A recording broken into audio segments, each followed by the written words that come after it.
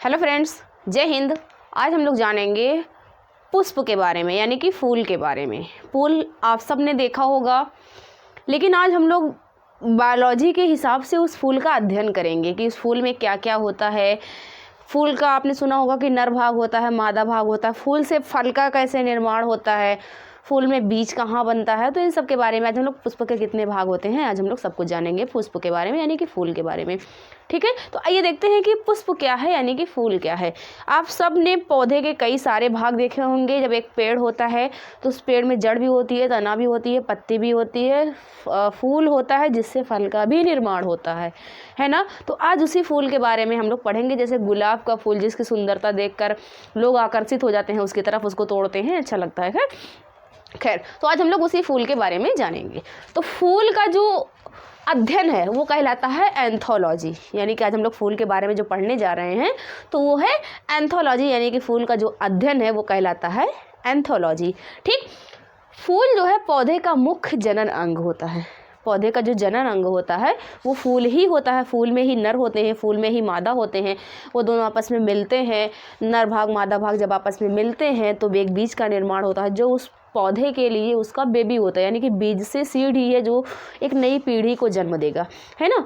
तो जो उसका जनन अंग होता है पौधे का, वो एक फूल ही है, फूल उसका जनन अंग होता है। ठीक, बीज और फल का निर्माण, बीज का भी निर्माण फूल से ही होता है, साथ साथ फल का भी निर्माण फूल से ही होता है। इसके कौन से भाग में होता है ये अभी बताएंगे। ठीक है, जब हम लोग इसके स्ट्रक्चर को डिटेल से देखेंगे कि फूल में क्या क्या है, तब पता चलेगा कि फूल में कहाँ फल और कहाँ बीज का निर्माण होता है। लेकिन फिलहाल जो फूल का निर्माण और बीज का निर्माण होता है वो फल का निर्माण और बीज का निर्माण जो होता है वो फूल से ही होता है। ठीक, फूल के मुख्यतः 4 भाग होते हैं। फूल के मुख्यतः 4 भाग होते हैं। कौन कौन? सबसे एक होता है बाह्य दलपुंज, यानी कि कैलिक्स। दूसरा होता है दलपुंज, यानी कि करोला। तीसरा होता है पुमंग, यानी कि एंड्रोशियम। चौथा होता है जायांग, यानी कि गाइनोशियम। ठीक, पुष्प के मुख्य 4 भाग: बाह्य दलपुंज, दलपुंज, पुमंग, जायांग। कैलिक्स, करोला, एंड्रोशियम, गाइनोशियम, ये 4 भाग होते हैं। ठीक, फूल में बाह्य दलपुंज कहाँ है? मुख्य यही 4 भाग होते हैं, कुछ भाग और होते हैं। जैसे कि ये देखिए, ये हमने एक पुष्प बनाया है। अब आप सोचेंगे ये किस चीज़ का फूल है, तो ये किसी चीज़ का फूल नहीं बल्कि सारे फूल है। ये सारे फूल के अंदर यही भाग होते हैं। चाहे आप गुलाब का ले लीजिए, चाहे गुड़हल का ले लीजिए, चाहे गेंदा का ले लीजिए, चाहे सूरजमुखी लीजिए, कोई भी फूल हो, A to Z सभी फूल की जो संरचना होती है वो यही होती है। ठीक, तो हम लोग एक गुलाब का एग्जाम्पल लेकर चलते हैं कि मान लीजिए ये गुलाब का फूल है। ठीक, जो उसकी डंडी पकड़ करके हम लोग किसी को देते हैं ना गुलाब का फूल, तो जो जो हम लोग पकड़े रहते हैं उसके नीचे वाला भाग, उसको हम लोग कहते हैं वृंत। क्या है? वृंत, यानी कि जिसको हम पकड़े रहते हैं वो होता है वृंत। ठीक, अगला है पुष्पासन। पुष्पासन क्या है?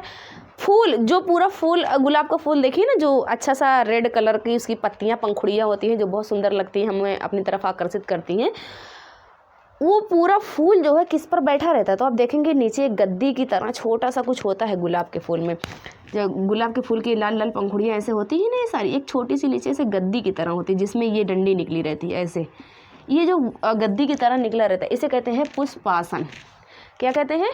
पुष्पासन, यानी कि जिसपे ये पुष्प, पुष्प मतलब फूल, जिसपे ये पुष्प बैठा होता है। ये पूरा पुष्प है ना, ये पुष्प जिस पे बैठा है उसकी उस गद्दी को क्या कहेंगे? पुष्पासन। जिस पे पुष्प बैठा हुआ है उसकी उस गद्दी को कहेंगे पुष्पासन। ठीक है, तो जो डंडी हम लोग पकड़ कर देते हैं वो क्या है? वृंत होता है। पुष्प का वो वृंत है, बाकी फूल जिस पे बैठा होता है वो होता है पुष्पासन। ये तो उसका मतलब पुष्प के थोड़े से मतलब कहें मुख्य भाग नहीं होते। हाँ, उसको पकड़ने के लिए या उसके बैठने के लिए जगह होती है पुष्प की, जो वृंत और पुष्पासन होता है। ये फूल के मुख्य भागों में से नहीं गिने जाते, क्योंकि इनका उतना मतलब कुछ जननांगों में या फिर पुष्पों के बीज बनाने, फल बनाने में इनका कोई हाथ नहीं होता, तो इसीलिए इन्हें उतना कुछ मुख्य अंग के नाम से नहीं जाना जाता। हाँ, जब आप पढ़ेंगे सत्य फल असत्य फल, तब इस पुष्पासन का या किसी चीज़ का थोड़ा सा उसमें कार्य होता है, लेकिन खैर उन्हें पुष्प के मुख्य अंगों में नहीं गिना जाता। तो मुख्य अंग 4 हमने बताया कौन कौन? बाह्य दलपुंज, दलपुंज, पुमंग, जायांग, यानी कि कैलिक्स, करोला, एंड्रोशियम, गाइनोशियम। अब कैलिक्स क्या है, ये तो हमने देखा कि ये जो वृंत है, ये जो उडंडी है वो हम लोग पकड़ रहे हैं, ये है पुष्पासन जिस पे फूल बैठा हुआ है। अगला है बाह्य दल पुंज, ये लिखा हुआ है ना बाह्य दल पुंज, इसे इंग्लिश में कहते हैं कैलिक्स। ठीक, बाह्य दल पुंज, गुलाब का फूल लीजिए। ठीक, गुलाब का फूल जब खिला ना हो तो वो कली होती है ना। कली में आप देखेंगे कि जो अंदर का सारी खूबसूरत रेड कलर वाली पंखुड़ियाँ हैं वो एक हरे रंग की कली से बंद, हरे रंग की पत्तियों से बंद है। वो कली जो है वो हरे रंग की पत्तियों से बंद है, आपने देखा होगा। तो वो जो हरे रंग की पत्ती बंद है वो क्या कर रही है, वो जो अंदर वाली लाल लाल पंखुड़ियाँ है उसकी सुरक्षा कर रही है ना, हरे रंग की पत्ती। तो जो हरे रंग की पत्ती उसकी सुरक्षा कर रही है उस पत्ती को कहते हैं बाह्य दल पुंज। अब देखिए सबसे बाहरी भाग हमने बना दिया ना, यही है जो कि अभी ये फूल खिल चुका है तो ये नीचे आ चुकी है। लेकिन जब ये फूल खिला नहीं होता, गुलाब का फूल जब खिल जाता, सारी पंखुड़ियों से जब फैल जाता, देखिए ना वो जो हरी वाली पत्ती है वो नीचे चली जाती है। तो जो हरी वाली पत्ती नीचे चली गई है वो क्या है, वो बाह्य दलपुंज है। और जब वो कली होती है तो बाह्य दलपुंज जो है वो कली को ढक कर रखती है, यानी उस कली की सुरक्षा कर रही होती है। ठीक है, तो जो बाहर से कली की सुरक्षा कर रहा है हरे रंग की, ये है बाह्य दलपुंज, ये हमेशा हरे रंग का ही होता है। लेकिन ठीक है, तो जब फूल खिल जाएगा तो वो बाह्य दलपुंज नीचे चला जाएगा, है ना। लेकिन जब तक फूल खिला नहीं होता वो कली के रूप में होता है, ऐसे कली होती है ना, तो जो बाह्य दलपुंज है वो हरे रंग का होता है और कली को बाहर से बंद करके रखता है, उसकी सुरक्षा करता है। लेकिन जब कली ऐसे धीरे धीरे खुल जाती है तो बाह्य दलपुंज जो है वो नीचे चला जाता है। ठीक, तो जो फूल का सबसे बाहरी भाग होता है उसे हम लोग कहते हैं बाह्य दलपुंज यानी कि कैलिक्स। उसके बाद है करोला यानी कि दलपुंज। दलपुंज क्या है, जो बाह्य दलपुंज से ढका हुआ भाग है। जब हमने बताया ना जो सबसे बाहरी भाग है वो बाह्य दलपुंज है, लेकिन उसके अंदर जो आप गुलाब की लाल लाल खूबसूरत सी पंखुड़ियाँ देख रहे हैं वो है दलपुंज। दलपुंज जो है कॉमनली हरे रंग का नहीं होता। दलपुंज जैसे कैलिक्स हमने बताया ये हरे रंग का ही होता है, लेकिन जो बाह्य दलपुंज होता है ये हरे रंग का नहीं होता है। जो बाह्य दलपुंज होता है ये गुलाब में लाल होगा, गेंदे में पीला होगा, सूरजमुखी में भी पीला होगा, गुड़हल में लाल होगा, किसी में बैगनी तो किसी में ऑरेंज, हर फूल में अलग अलग इसका अपना रंग होता है। ठीक, ये जो है मेनली खूब अच्छे अच्छे रंगों का होता है, इसी में सुगंध भी होती है, यही महकता है। तो जो दलपुंज है फूल का जो भाग महक रहा है, यानी कि फूल का जो दलपुंज होता है जो महकने वाला भाग होता है वो उसे हम लोग कहते हैं दलपुंज। इसके पास बहुत अच्छे अच्छे सुंदर सुंदर रंग भी होते हैं, साथ साथ इसके अंदर खुशबू भी होती है यानी कि सुगंध भी होती है। तो इसका कार्य क्या है, दलपुंज का कार्य, जैसे अभी बाह्य दलपुंज का कार्य आपने जाना कि ये उस कली की उस पुष्प की सुरक्षा कर रहा है ना। लेकिन जो दलपुंज होता है दिन के समय भौरों को आकर्षित करता है। जब इसके अच्छे अच्छे रंग दिखते हैं तो भौरे जो है इसकी तरफ आकर्षित होते हैं। ठीक, तो ये आकर्षण का काम करता है, बहुत सुंदर लगेगा तो भौरे इसकी तरफ आकर्षित होंगे। लेकिन आप देखेंगे तो जो रात के फूल होते हैं वो अक्सर ज़्यादा महकते हैं। अब देखिए उसके कलर कितने भी अच्छे हों और रात का अंधेरा हो तो क्या कोई कलर दिख पाएगा, नहीं ना। तो भौरे कहाँ से कलर देख पाएंगे रात के अंधेरे में। तो रात के अंधेरे में जो फूल खिलते हैं वो बहुत सुगंध वाले होते हैं, जैसे रात की रानी बहुत ज़्यादा महकता है ना रात की रानी। तो रात की रानी महक रहा है तो अभी तो भौरों को फूल का कलर नहीं दिख रहा, कैसे आकर्षित होंगे। तो जो रात की रानी है वो सुगंध इतनी होती है कि भौरे उसकी महक से उसकी तरफ आकर्षित हो जाते हैं। ठीक, तो जो रात के फूल होते हैं वो अक्सर ज़्यादा महकते हैं क्योंकि भौरों को आकर्षित करने के लिए। रात के समय तो कलर दिखेंगे नहीं, रात के समय नहीं दिखते हैं तो वो महक से उसकी तरफ आकर्षित होते हैं।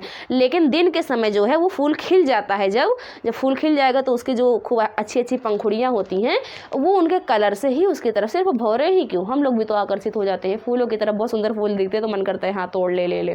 ठीक है, तो फूल ये जो करोला है फूल की असली जो सुंदरता होती है वो इसी करोला के कारण ही होती है, यानी कि जिसे हम लोग दलपुंज कहते हैं। ठीक, हमने देखा वृंत, पुष्पासन, बाह्य दलपुंज और दलपुंज। ठीक, बाह्य दलपुंज का कार्य आपने जाना कि ये कली की सुरक्षा या पुष्प की सुरक्षा करता है, और दलपुंज को आपने जाना कि ये भौरों को अपनी तरफ आकर्षित करने के लिए इसके सुंदर सुंदर रंग होते हैं, इसके अंदर बहुत सुगंध होती है यानी कि खुशबू भी होती है। ठीक, अगला है इसका पुष्प का अगला भाग है पुमंग यानी कि एंड्रोशियम। इसका अगला भाग है पुमंग यानी कि एंड्रोशियम। ठीक, एक पुष्प में आप देखेंगे गुलाब के ही फूल में लीजिए, गुलाब के फूल में बीच में ऐसे छोटे छोटे निकले होते हैं। जब आप गुलाब के फूल को अंदर देखेंगे ना तो ऐसे बीच में छोटे छोटे निकले होते हैं ऐसे। ठीक, ये जो छोटे छोटे निकले रहते हैं देखिए हमने यहाँ बना रखा है ये वाला भाग, हमने यहाँ पर 4 बनाए हुए हैं, कई सारे हो सकते हैं, ठीक। ये वाला भाग, ये वाला, ये तो कैलिक्स हो गया, ये हो गया करोला, यही है करोला, ठीक।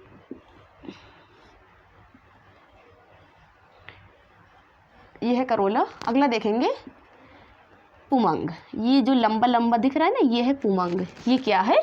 पुमंग। यहाँ पर हमने 4 बनाए हुए हैं, है ना। ये है पुमंग, ठीक। पुमंग ही पौधे का नर भाग होता है। पुमंग क्या है? इस फूल का नर भाग है। नर भाग कहाँ है? तो नर भाग है पुमंग, ठीक।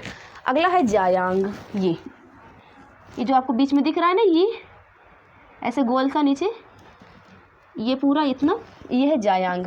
ये इसका मादा भाग है। ये क्या है? जायांग, मादा भाग है, ठीक। यहाँ हमने पुमंग को और जायांग को अलग से बना कर रखा है। पुमंग और जायांग आपको दिख जाएगा। अभी तो सीज़न सरसों का चल रहा है, सरसों का एक फूल तोड़िए आप, ठीक।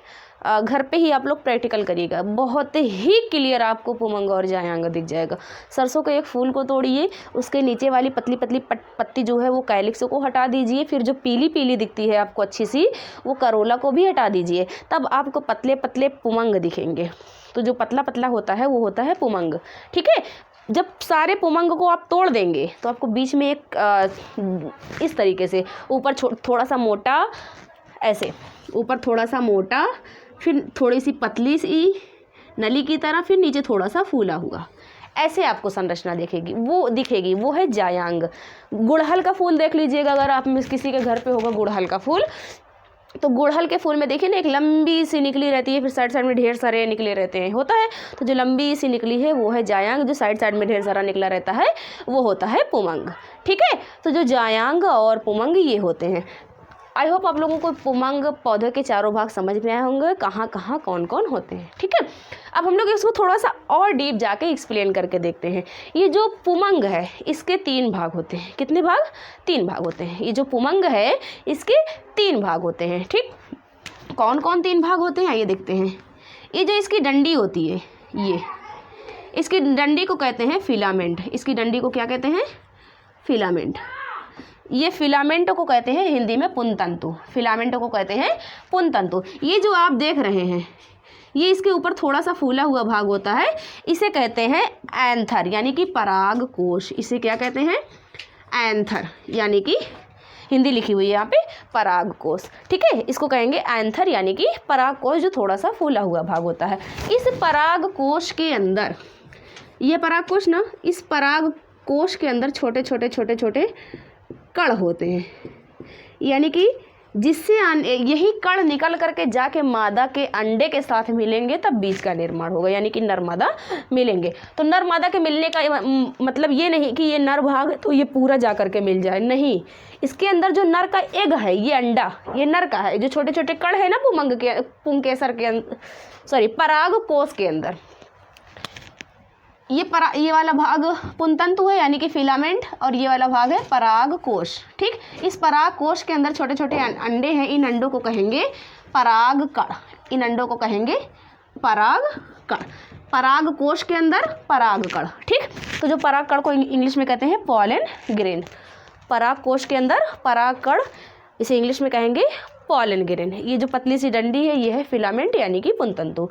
इसके 3 भाग आपने देखे, एक तो है फिलामेंट, दूसरी है एंथर, तीसरी है पॉलन ग्रेन। जो छोटे छोटे अंदर है वो पॉलन ग्रेन है। उसके जो बाहर का ये झिल्ली है जिसके अंदर वो बंद है, वो पराग कोश यानी कि एंथर है, और जो ये डंडी है ये है फिलामेंट, यानी कि पुंतंतु, ठीक। ये हो गए 3 भाग नर भाग के। ये नर भाग है ना पुष्प का, ये नर भाग। अब यहाँ पर हमने बना रखा है मादा भाग। मादा भाग को भी देख लेते हैं क्या है। ये जो मादा भाग के सबसे ऊपर आपको दिखेगा, सरसों का फूल आप तोड़ेंगे, ऊपर आपको थोड़ा सा अच्छा सा पीला सा दिखेगा, छोटा सा। ये जो होता है इसे कहते हैं स्टिग्मा। इसे क्या कहते हैं? स्टिग्मा। ये लिखा हुआ हमने स्टिग्मा, यानी कि वर्तिकाग्र। इसकी हिंदी होती है वर्तिकाग्र। जो बीच में पतली सी नली दिख रही है, ठीक, ये नली जो होती है, इस नली को कहते हैं स्टाइल। क्या कहते हैं? स्टाइल। हिंदी है वर्तिका, ठीक, स्टिग्मा स्टाइल। और ये नीचे जो फूला हुआ भाग है इसे कहते हैं ओवरी। क्या है? ओवरी, यानी कि इसका अंडाशय। क्या है? ओवरी, यानी कि इसका अंडाशय। ठीक, तो रिपीट करेंगे। पुष्प के कितने भाग? 4। कौन कौन? Calyx, Corolla, androecium, gynoecium. ठीक, कैलिक्स, करोला, एंड्रोशियम, गाइनोसियम। बाह्य दलपुंज, दलपुंज, पुमंग, जायांग। 4 भाग। हमने पुमंग के भी 3 भाग देखे। पुमंग के 3 भाग कौन कौन? Filament, anther, pollen grain. Filament, anther, pollen grain.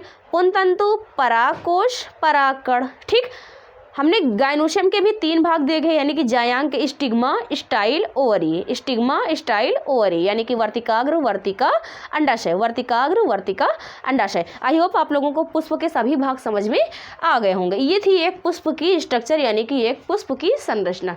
ठीक, यहीं से ये नर भाग का, ये जो नर कांडा है, मादा कांडा इसमें होता है। ठीक है, मादा कांडा इसमें होता है। तो ये यहाँ से निकल कर, जैसे मान लीजिए यहाँ पर है नर भाग, यहाँ पर है मादा भाग, यहाँ से निकल कर के ये इसमें इसके पास जाता है।